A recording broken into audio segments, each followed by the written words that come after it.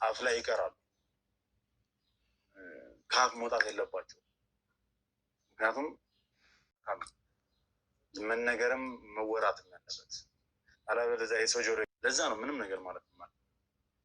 ለማንኛውም ውድ ቤተሰቦች ይህንን ርዕስ እንርሰው እናቁሙ እና አሁን ያሉት እንግዲህ ከጎናችን እንድትቆሙ እጠይቃለሁ። ይህ ሰውም እንግዲህ ፍቅርን አላብሶ አንድነትን አንጥቶ ጸጋን በረከትን አላብሶ እንግዲህ በሰላም ሲሆን ደግሞ እንዲሁም ሁላችንም ከኃጢአት በስተቀር የልባችን ምሻ ተሟልቶልን የምንገናኝበት ጊዜ ያደርግልን ማለት ፈልጋለሁ። በያላችሁበት ሰላም እግዚአብሔር ከሁላችሁ ጋር ይሁን። እናንተም ትንሽ ተጨዋወሉ። ነገሮች ላውራ ስልክም ልደዋወል እና ክፍለ ሀገር ላይ ስላሉ ነገሮች ወደ ሐዋሳ ስላለውም ነገር ጠቅላላ ኢንፎርሜሽኖችን ልተያይ ከዛ በኋላ ወደ እናንተ የማደርስ ነገር አደርሳለሁ ማለት ነው። አብራችን ስለነበራችሁ ከልብ አድርጌ አመሰግናለሁ። አዲስ ናችሁ ካላችሁ ሰብስክራይብ ያደርጋችሁ ቤተሰብ መሆናችሁ ነበር። ሀሳብ አስተያየታችሁን ኮሜንት ላይ ጻፉልኝ። ቪዲዮን ደግሞ ላይክ እና ሼር እያደረጋችሁ ለብዙ እንድታደርሱ እንፈልጋለሁ። ሰላም ጤና ይስጥልኝ። ውድና የተከበራችሁ ውድ ናችሁ የኔ ቤተሰቦች እንዴት ናችሁ? ሰላም ናችሁ? ሰላማችሁ በያላችሁበት ያምዳችሁ። ሰላም እና ፍቅር እየተመኘሁላችሁ ዛሬ በአዲስ ነገር መጥቻላችኋለሁ። እንዴት አላችሁ? በቅድሚያ ሰላማችሁ ይብዛልኝ። እንግዲህ በአዲስ ነገር ነው የመጣ ነው ዛሬ በልዑል እህትና በልዑል እንዲሁም በቤተሰብ ጉዳይ ነው የመጣ ነው። ደስ የሚል ነገር ነው ዛሬ ሩሩ ምናምን ላበዛባችሁ ሳይሆን ደስ ያለኝ ነገር አለ። እህቱ ወደ ራሷ ተመልሳ ወንድሟን ይቅርታ ስትጠይቅ እስካሁን ላደረግኩት ነገር አሁን የይቅርታ ጊዜ ነው ታውቃላችሁ። ማማተም ስለሆነ ይቅርታ የሚባልበት ወቅት ነው እና እንግዲህ ልጅቷ በዚህ የሚሆን ከልቧም ተጸጽታ ይሁን እንግዲህ ለማንኛውም ዋናው ነገር ወደ ራሷም ተመልሳ ወንድሟን ችግር ውስጥ እንዳታስገባ ከኤልሳ ጋር ከኤፍሬም ጋር ተባብሮ ኤፍሬም ሲጀመር ለእሷ የሚጠቅማት ሰው አይደለም። በሴትነቷ ተጫውቶባት እንደ ኤልሳ አውጥቶ ነው የሚጥላት ሰው። በጊዜው ደግሞ እሷ ደግሞ ወንድሟ እናቷ የምላትን ሰምታ እንግዲህ ይሄ ነገር ደግሞ ታውቃላችሁ ከመጀመሪያ አንስቶ እየተከታተለ ይሄ ነገር እንዲቆም የረዳት ደግሞ ዘላለም እንዲሁም አቤል አልኩኝ ሶሪ ሚኪ ማለቴ ነው። እነሱም አሉበት። ግን ለማንኛውም የልጅቷ የእሷም ወደ ራሷ መመለሷ ደስ ብሎኛል። ልዑል በአንድ ልቡ እንግዲህ ስራውን እንዲሰራ ያው አንዳንድ ጊዜ የሆነ ጓደኛ መጥፎ የምትውሉበትን ሰውን ነው የምትመስሉት። በጊዜው ትንሽ ያልሆነ ነገር እንድትሳሳት አድርጋታለች በኤልሳ ምክንያት ማለት ነው። አሁን ግን ከኤልሳ ጋር ምንም አይነት ነገር ሳትገናኝ እንግዲህ ከወንድሟ ከትምህርቷ ወደ ቤቷ እንድትገባ እንግዲህ በወንድሟ ቃል ገብታለታለች። ካሁን በኋላ በመሀላችን ምንም አይነት ነገር አይፈጠርም፣ እስካሁን ላደረኩት ነገርም ሳላቅ ነው ብላ እንግዲህ ቅርታ ብላለች። ልዑል ደግሞ እንግዲህ ሰሞኑን እያያችሁት ነው፣ ትንሽ በራሱ ጉዳይ ውስጥ ነው ያለው። በአባቱ ቤተሰቦች ማለት ነው። ብዙ ጥያቄ አለ፣ ሰው የሚጠይቀው ብዙ ነገሮች አሉ። ግን ደግሞ እውነቱን ደግሞ ራሱ ሲመጣ ይነግራችኋል። ሞር እኔ ደስ ያለኝ ነገር ቢኖር የእህቱ ወደ ራሷ መመለስ፣ ስህተቷን አምና ይቅርታ መጠየቋ፣ እናቷ ደግሞ ያለችበት ሁኔታ ታውቃለች። እናቷ ትንሽዬ ነገር ስትበሳጭ እንደሚያማት ስለምታውቅ ልብ መግዛቷ ራሱ ደስ ብሎኛል። የእውነት በበዓል ቢያንስ በፋሲካ ደስ ብሏቸው እንግዲህ በዓልን ሰብሰብ ብለው እንግዲህ እንደሚያከብሩ እንግዲህ ምንም ጥርጥር የለንም።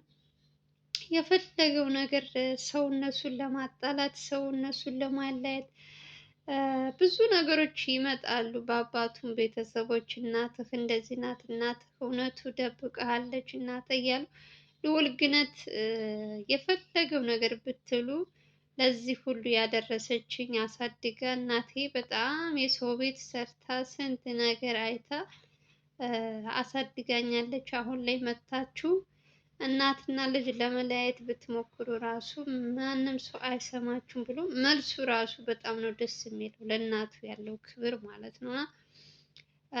ቤተሰቦቹ እናትና ልጅ ለመለያየት ብዙ ነገሮች ቢያስቡም ግን ደግሞ እነሱ አንድ ከሆኑ የፈለገው ነገር የፈለገው ሰው እንትን ቢል በውሸት ምንም የሚሳካ ነገር የለም። እውነትን ከያሽ ከእውነት ጋር ከተጓዥ እስከ መጨረሻውም ድረስ እውነት ታሸንፋለች። ልዑል ባመነበት ነገር ላይ ታውቁታላችሁ። ልዑልን የምትከታተሉ ሰዎች የሆነ ነገር ካመነበት እሱ ለምንም እጅ የሚሰጥ ልጅ አይደለም። አብዛኞቻችሁ ልዑልን ያላወቃችሁ ሰዎች ትመስሉኛላችሁ። አሁን አዲስ ገቢዎች ትመስሉኛላችሁ። ውሸት ነው የሚወራው፣ ድራማ ነው፣ እንደዚህ ነው የሚሉ ብዙ ሰዎች እያየው ነው። እና ምን ማለት ስለሱ በደንብ አላያችሁም፣ አልተከታተላችሁትም ሊሆን ይችላል።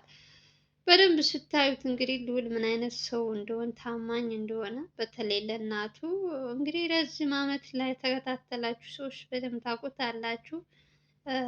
የእህቱ ጉዳይ ነበረ እኔ ራሱ ሲያሳስበኝ የነበረው ከኤልሳ ጋር ከተባበረች ኤፍሬምን የሆነ ነገር እንትን ውስጥ አስገብተው ልዑልን ወጥመድ ውስጥ እንዳያስገቡት እያልኩኝ ትንሽ ስፈራ የነበረው በማነው ስሙ ኤፍሬም ጉዳይ ነው።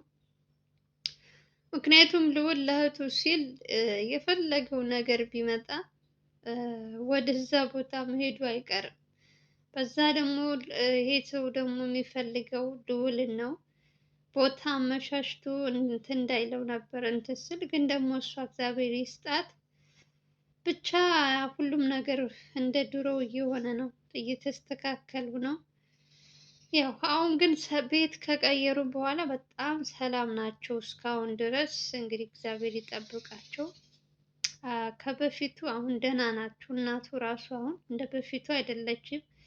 ቤት ከተቀየረላት በኋላ አሪፍ ናት። ብቻ ቀስ ቀስ እያሉ የእሱም ቤተሰቦች የልዑል የአባቱ ቤተሰቦች እውነቱ ጋር እየደረሰ ስለሆነ ብዙ መረጃዎች በአባቱ ለመፈለግ ብሎ በወጣበት ብዙ ወንጀለኞችም እየተያዙ ስለሆነ እነሱም አሁን እኛ ጋር የሚደርስብናል እያሉ እየፈሩ ይሆን ብቻ አሁን እንደ በፊቱ አይደሉም።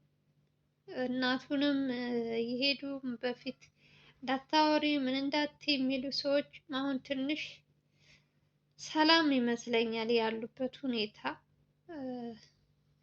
ያው ሰው እውነትን ከያሽ መቼም እስከ እንትኑ መጨረሻቸው እንትን ቅሌት ስለሚሆንባቸው እያንዳንዱ የሰራውን ስራ ከየት ከየት እንደመጡ እነዚህ ሰዎች ምን እንደሚፈልጉ ከእናቱ ጋርስ ምንድን ነው የሚያገናኛቸው የሚለው አሁን በዓለም እየመጣ ስለሆነ ብዙም እንትን ላትሉ ትችላላችሁ። ግን ከበዓል በኋላ ታያላችሁ።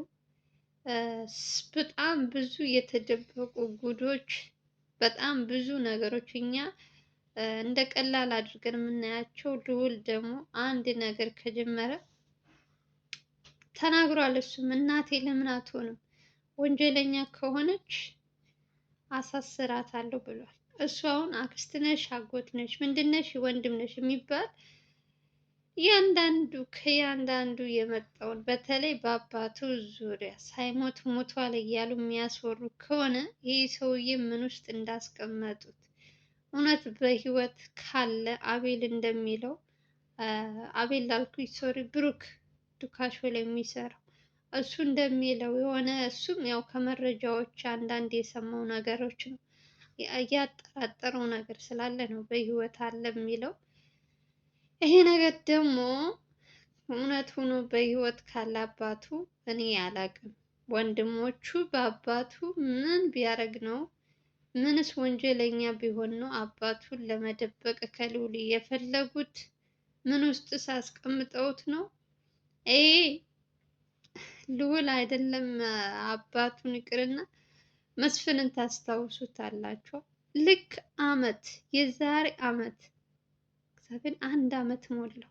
1 አመቱ ዛሬ በዚህ ወቅት ነበር መስፍን የሞተው ካስታወሳችሁት፣ ማማት ላይ ታስታውሳላችሁ። እኔ አልረሳም መቼም ቢሆን የሰራውን ጀግንነት እያንዳንዱ የሚሰሩትን ነገሮች በደንብ የምትከታተሉ ሰዎች ታውቁታላችሁ። እና ከየት ከምን ጎልጉሎ አውጥቶ መስፍንን እንደገደሉ ታስታውሳላችሁ። እና ልዑል ላመነበት የፈለገው ጊዜ ቢፈጅም አባቱንም እውነት በህይወት አለ ከተባለ እንደሚያወጣው አንጠራጠርም። እስከዛ ድረስ እንግዲህ ባሉበት እግዚአብሔር ይጠብቃቸው። እናቱም እህቱም። እናትና እህቱ አንድ ከሆኑ ልዑል ምንም ሰው እንትን አይለውም፣ ጠላት አያጠቃውም።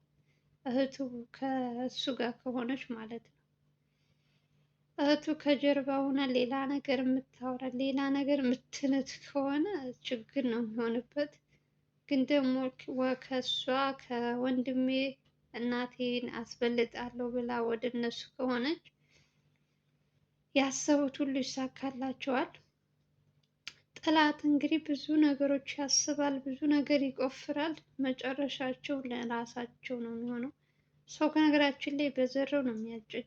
የእውነቴን ነው ብላችሁ የፈለገውን ነገር ቢመጣ እውነትን ይዛችሁ ከተጓዛችሁ ስኬታማ ነው የምትሆኑት። በቃ ልዑል ደግሞ ባመነበት ለምንም እጅ የሚሰጥም ሰው አይደለም፣ ሰውም አይጠራጠርም። ይሄ እንደዚህ ነው ከተባለ ያንን ሰው ቀጥታ ሄዶ አይቶ አጣርቶ ነው፣ ዝም ብሎ አያወራም። አሁን አባቱ በህይወት አለ የሚሉ ሲሰማ እሱ ግን አላመንበትም። ምክንያቱም አይቶ ነገሮችን በሱ ዙሪያ በአባቱ ዙሪያ ያሉ ሰዎችን ስለ አባቱ አሟሟት፣ አሁን ደግሞ እድሜ ለቴክኖሎጂ ብዙ ነገሮች አሉ። ስለዚህ ማጣራት ይችላል። ብዙም የሚያስጨንቃችሁ ጉዳይ አይደለም። ሲያሳስብ የነበረው የእህቱ ነበር። እህቱም ጉዳይ ተፈቷል። ብቻ ደስ ብሎኛል የእውነት። እግዚአብሔር አንድ ያደርጋችሁ እያላችሁ ልቦና ይስጣት እህታችን እያላችሁ ጸሎት አድርጉላት። ከዛ ውጭ እኔ ሌላ ምንም ልላችሁ አልችልም። አሉ ከጎኑ የሚያግዙት ወንድሞች። እነሱም በተለይ ብሩክ ዱካሾ ላይ የሚሰራው ልጅ ልዑልም ለብሩክ ብዙ ነገር ሆኖለታል። ታሞ ሳለ ካስታውሳችሁ እጁ ታሞ ሳለ ጸበል እስከ እንትን ድረስ በጣም ብዙ መስዋዕት አድርጎለታል። እሱም ደግሞ አሁን ደግሞ ያንን ነገር አስታውሶ የአባቱን ነገር ልክ እንደ ራሱ አድርጎ የሚያስፈልገውን ነገር እያደረገ እንግዲህ ከገጠር እስከ እንትን መረጃዎች እያመጣ እውነት እስከምትወጣ ድረስ በተቻለው አቅም እንግዲህ እየሰራ ነው ያለው። አሁን ይሄ መጀመሪያቸው ነው እንጂ መጨረሻቸው አይደለም። እንደውም አሁን በዓልም እየሆነ ስለሆነ ብዙም እንደ በፊቱ እንቅስቃሴዎቸው ቀዝቀዝ ብሏል። ግን ከበዓል በኋላ ደግሞ በደንብ ታዩታላችሁ። ወንድሞቹ፣ እህቶቹ፣ አክስት የተባሉት ጉዳቸው ሲወጣባቸው አንድ በአንድ ታያላችሁ። ተመልካቾች ትዕግስት ይኑራችሁ። አሁን ትንሽ ነገር ስናይ የሆነ እንደዚህ ብለን ተሎ ለመጻፍ ምናምን ሳይሆን በደንብ ስናየው ነገሩን የልዑል እውነታው መውጣቱ አይቀርም። ስለዚህ የእናቱም እውነት ሳይኖራት ዝም አላለችም። የልዑል እናት የራሷን ምክንያት ሊኖራት ይችላል። የዛ ሰዓት ስትሰሙ እንግዲህ እናንተም እንግዲህ ትፈርዳላችሁ ማለት ነው። እስከዛ ግን በትዕግስት መጠበቅ ነው ሁሉንም ነገር። ልዑል ላመነበት ነገር ለምን 1 ዓመት አይፈጅም? እስከ ጥግ መሄድ ካለበት ሂዶ እውነትን አጣርቶ ነው። እነዚህ ሰዎች አልፈልጉኝ ብለዋል ምናምን ብሎ እንደዚህ በቀላሉ የሚተዋቸው ሰዎች አይደሉም። ሰዎቹ ንጹህ ስላልሆኑ ማለት ነው። የሆነ ወንጀለኛ የሆነ እንትን ያለባቸው የሆነ የሚጠራጠር ሰው የለም። ልክ እንደዛ ነገር ነው የምታዩባቸው። ስለዚህ በእነሱ ዙሪያ ደግሞ ብዙ ነገሮች ማግኘት ትችላላችሁ። ጊዜ ይፈጃል። እንግዲህ ቀስ ቀስ ያለ እውነቱ መውጣቱ አይቀርም። የልዑል እናትም የደበቀችው እውነት መናገሩ አይቀርም። ጊዜ ቢፈጅም ማለት ነው። በትዕግስት እንጠብቃለን። እስከዛ ሀገራችን ሰላም ያደርግልን እያላችሁ በጸሎታችሁ ሙስሊም ክርስቲያኑ የእውነት በሀገራችሁ ሁኔታ አሁን ላይ ላለው እንትን ኑሮ ተወደደ እያልን ስናማረር የባሰ አንዳንዴ ግን ለምናደርጋቸው ነገሮች የእውነት በጣም አብዝቶ ማማረር አሁን ከነጭራሹ ይሄው ሁሉም ነገር በውጭ ሀገርም ጦርነት ኢትዮጵያም እንደዛው ሞር ደግሞ የነዳጅ ነገር ደግሞ በጣም አሳሳቢ ጉዳይ ነው። ሰው ህዝባችን በራብ ማለቁ ነው እና ለሁሉም ነገር ሰላም ነው። የትኛውም ሀገር ኢትዮጵያ ብቻ ሳይሆን የትኛውም ሀገር ሰላም ሲሆን ነው ሰው በሰላም ሰርቶ በሰላም የሚገባው እና በውጭ ሀገር ምክንያት ይኸው ኢትዮጵያ ውስጥ ነዳጅ አጡ እና ሰው ስቃይ ነው። ብቻ እስኪ እግዚአብሔር አሁንም ማማረር የለብንም ተመስገን እያለን እግዚአብሔርን ማመስገን ነው የባሳል። ስለዚህ እግዚአብሔር ይመስገን እያላችሁ ሁላችሁም በጸሎታችሁ አስቡ። ለማንኛውም ሰላማችሁ ይብዛ። እንግዲህ የእህቱ ሁኔታ እንግዲህ አሳስቧችሁ ስለነበረ እንግዲህ እውነቱ ወጥቷል። ይሄ ነው ለማለት ያክል ነው። ብዙም ቪዲዮ ለመስራት አሁን እንኳን ብዙም አይደለውም፣ ግን ያው ቅር ቅር ይለኛል እኔ ስለለመድኩኝ ካልመጣው የሆነ ቅር ቅር ይለኛል። ለማንኛውም ሰላማችሁ ይብዛልኝ። ላይክ እና ሼር እንዳይረሳ። በተረፈ ሰላማችሁ ብዙ ትርፍ ይበልልኝ። ባይ